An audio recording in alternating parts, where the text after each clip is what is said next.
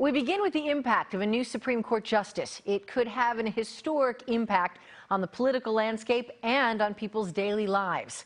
Cases in front of the court this fall include access to abortion. Obamacare, the Affordable Care Act, could be struck down completely, including protections for those with pre-existing conditions, immigration, and religious rights versus LGBTQ protections. And that case has a strong link to Philadelphia. And that's the case we're going to explain first. Joining me now is Temple Law Professor Craig Green. Green is a federal courts expert who has worked with Supreme Court advocates at Penn's Supreme Court Institute. Thank you so much for being here, Professor.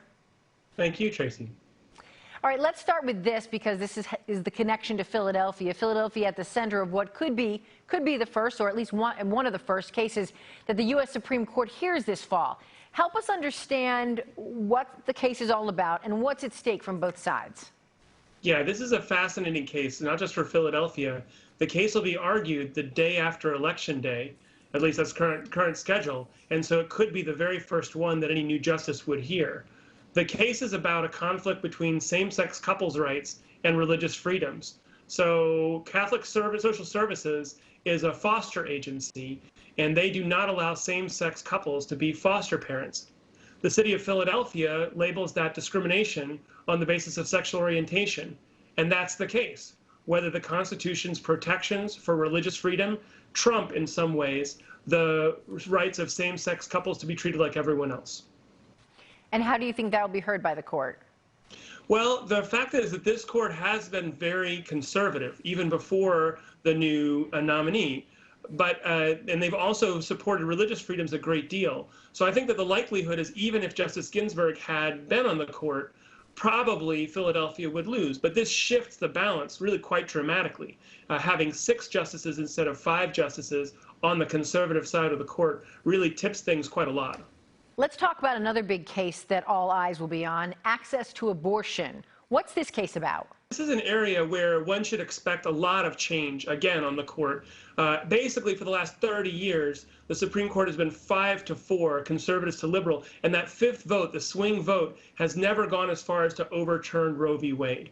The new 6th justice could really change all of that. John Roberts, this term, reaffirmed the basic right to abortion case involving Casey, another Pennsylvania case from the 90s. But the 6th justice gives no guarantee of that. And I think that one of the things that also should bear in mind, the second thing that happens is every time there's a more conservative justice put on the court, a bunch of states, conservative states and conservative localities launch a whole new wave of restrictions on abortion rights in order to test the limits of how far the newly conservative court will go. So I think there are cases coming up right now that involve abortion restrictions of various kinds, and you should expect even more of those in the nearby future. Right, more will come. Another important case, the Affordable Care Act, Obamacare. What's at stake here? Yes. So the Obamacare as a policy barely survived a vote in the Senate, as people famously remember from John McCain's thumbs down. It has also survived very barely several Supreme Court challenges where John Roberts, as the 5th swing vote, has disappointed conservatives and in various ways upheld the basic constitutionality of Obamacare. The 6th justice changes things quite dramatically. So pre-existing conditions could get struck down in addition to the individual mandate. And that could change American health care really very dramatically for the foreseeable future. Something else that could be changed, immigration. How will that change with the new Supreme Court? Yeah, in case after case, basically you can see 5-4 splits, and all of those are likely to shift the other way. So there was a case about the Dreamers, as they're called, and the DACA program, as it is called.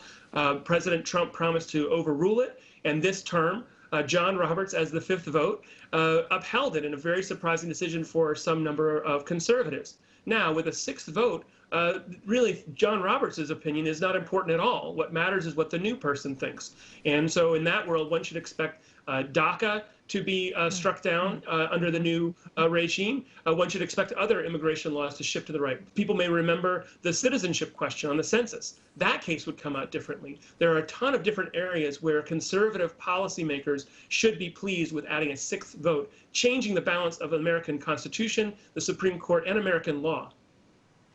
Finally, let's talk about a case that is more recent, could potentially go to the Supreme Court, that involves Pennsylvania Governor Tom Wolf's COVID-19 lockdown and the fight against that. Explain what's happening here. It's a fascinating case. Now, this is actually just a district court case, but the district court held that Governor Wolf's policy about the lockdown and business closures were unconstitutional.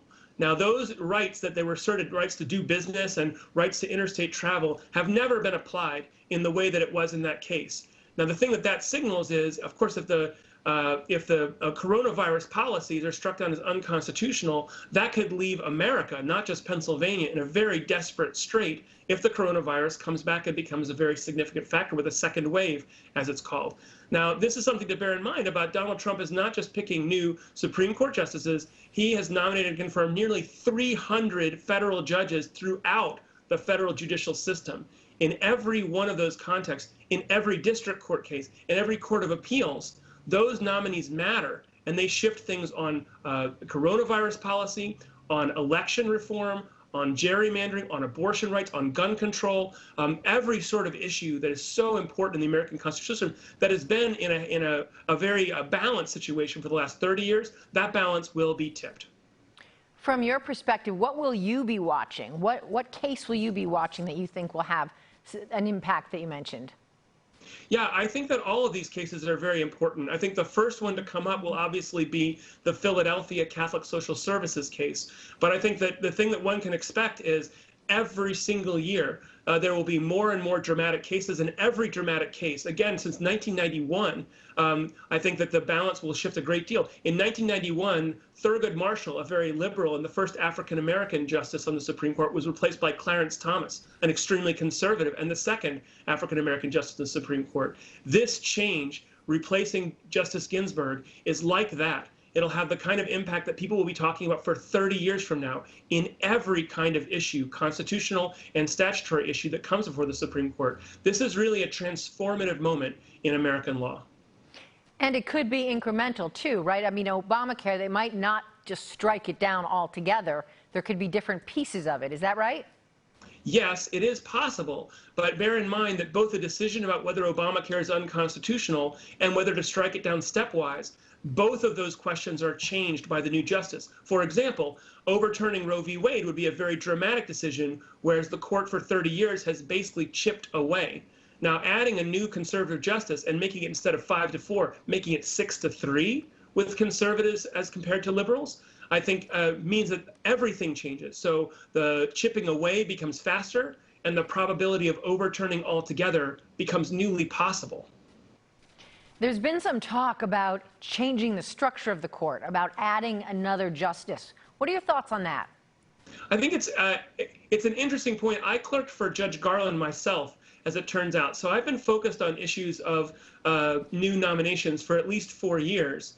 However, I think one has to think politically about it. Imagining that Biden were to win, imagining that Democrats were to take the Senate, they would have to do two things. They would have to end the filibuster for statutes, which would be a very dramatic change in Senate practice.